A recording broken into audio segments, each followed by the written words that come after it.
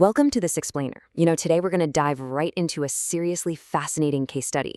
We're looking at how something completely ordinary, literally just a jar of instant coffee, can actually be transformed into this profound, multi-sensory musical experience. We're going to explore that invisible bridge between super rigid corporate structures and raw, independent artistic creativity. Can your morning coffee container turn into a full-blown musical experience? It's definitely not the kind of riddle we usually ask ourselves while we're standing around waiting for the kettle to boil, right? But this exact question actually sets the stage for an incredible story. It's this wild mix of design, marketing, and pure individual agency. We're talking about how the physical packaging, just sitting right there on your kitchen counter, was literally hacked to become a digital portal for local art. Part 1. Design as an institution. Now, to truly appreciate just how clever this hack really was, we need a tiny bit of theory. We usually think of design as, purely aesthetic, just making things look nice. But according to scholar Fabiana Oliveira Heinrich, design actually acts as an institution that regulates social practice through strict rules and norms. Basically, in the industrial world, design isn't just about making a coffee jar look pretty. It actually sets the hard rules governing how products are manufactured, marketed, and ultimately used by you and me. It's this highly regulated, tightly controlled system that is entirely optimized for mass consumption. So the really crucial point we have to explore here is this. If design is such a rigid, institutionalized rulebook, how on earth can an individual creator actually express their own subjectivity?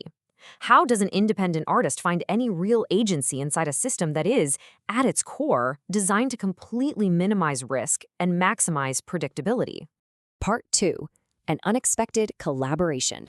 To answer that, and to see exactly how these rules get creatively bypassed, let's look at a highly practical, real-world case study. This was born from a very unique partnership down in Argentina. Okay, so on one side, we have Pipo Mengochia. He's an independent musician and singer-songwriter. Tons of creative vision, but absolutely zero massive studio backing. And on the other side, we have Federico Del Giorgio Solfa, an industrial designer and strategic marketing expert. Together, these two actually teamed up to hack the institutional rules of product packaging. They brought their totally different skill sets together to solve a completely massive logistical problem. Part 3. What are Arlistán Songs? So together, this dynamic duo conceptualized a completely new category of audio branding. They lovingly called them Canciones Arlistán, or Arlistán Songs, which is named after a super popular brand of instant coffee in Argentina. Now, what's really fascinating here is how these songs sit perfectly right in the middle of traditional audio branding. Think about it. On one side of the spectrum, you have your traditional commercial jingles, right? They're pushy, they're sales-driven, explicitly designed to just sell you a product. And then on the exact opposite side, you have ambient music. That's basically just invisible background noise meant to decorate a physical space. An Arlistán song? It's neither. It is definitely not a corporate jingle yelling at you to buy more coffee, but it's absolutely not elevator music either. To hit that perfect sweet spot, the sound design strips away all that complex artistic abstraction. An Arlistán song has to be incredibly easy to understand. It uses very simple, relatable metaphors. Above all, it needs to be emotionally warm. It's designed specifically to perfectly mirror the coffee brand's existing identity and their slogan, which translates to "so rich, so smooth." It basically weaves its way through daily life, planting these incredibly warm emotions in the listener that naturally become associated with that sacred morning coffee ritual. Part 4. The corporate wall. Look, having a beautiful, emotionally resonant idea for a totally new genre of branded music, that is one thing. But actually navigating the harsh reality of the corporate world to get that music into the hands or ears of the consumer, that is a whole different beast entirely. 5,000. That number right there represents the employees at Molinos Rio de la Plata, the giant multinational corporation that actually owns the Arlistán brand. An independent artist can't exactly just waltz into a massive corporation that operates across 7 different countries and say, "Hey, can you print my lyrics on millions of your coffee jars?" No way. The sheer massive scale of this company made traditional sponsorships or, direct negotiations practically impossible. The financial and bureaucratic friction between a totally independent, self-managed musician and a massive multinational food corporation, it creates this giant wall. A wall that is pretty much impossible to climb over if you're just using traditional methods. The institutional rules of design and corporate marketing we talked about earlier, they simply do not have any sort of built-in mechanism for this kind of grassroots collaboration. It just doesn't exist. Part 5. Experiential design and marketing.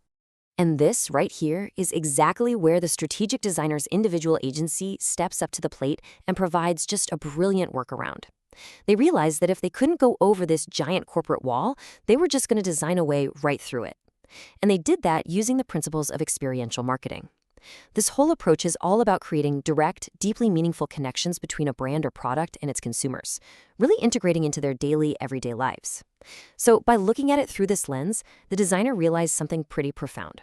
That physical coffee jar didn't just have to be a boring glass container holding brown powder. It could actually become a digital bridge. Here is the incredibly elegant consumer journey they designed to totally bypass that corporate wall. Okay, step 1. The consumer buys their normal, everyday physical coffee jar. But instead of just a regular old label, they spot this simple QR code right on the packaging, and they scan it with their smartphone.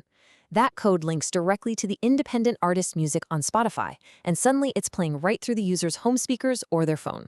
Now, as they sit there drinking their morning coffee, they're listening to this beautifully, emotionally warm music.